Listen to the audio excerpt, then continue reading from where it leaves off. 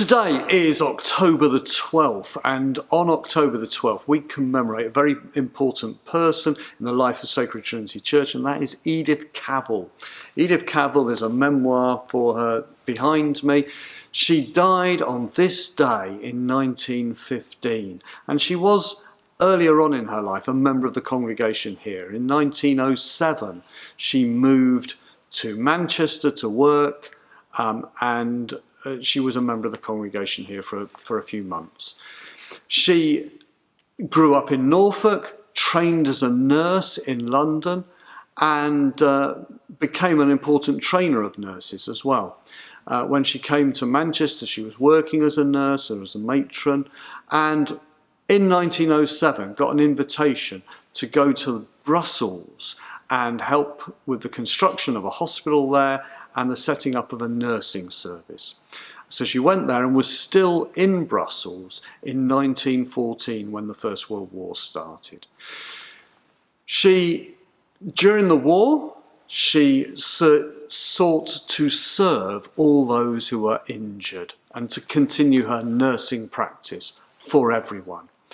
And Belgium was invaded by the Germans. The front line was then through Belgium in France, and injured people were being brought back to Brussels from the front line.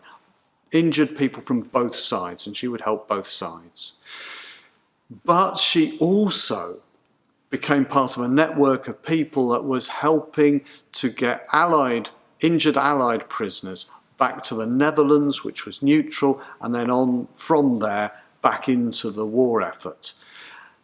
Doing that surreptitiously, obviously, and the Germans found out about it all, and they were not happy. They arrested her, court-martialed her, and on this day in 1915 she was executed by firing squad. That is a great tragedy. Because she was a woman and a nurse, it was used as propaganda by the Allied forces, and the memoir behind me uses some quite challenging language actually about the Germans, but is war propaganda from that time. It's said that during 8 consecutive weeks following her death, the recruitment to the British Armed Forces doubled from 5,000 a week to 10,000 a week.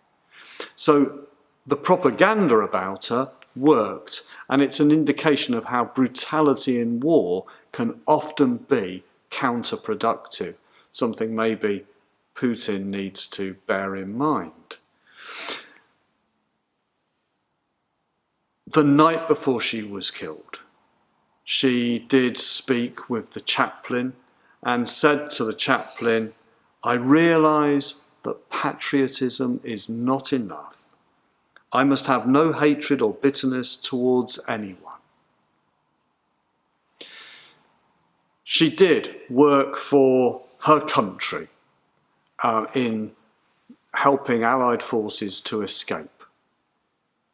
But she also realised that it's not enough just to care about your own country, but you need to have compassion for all. And in that, she is a good example to all of us.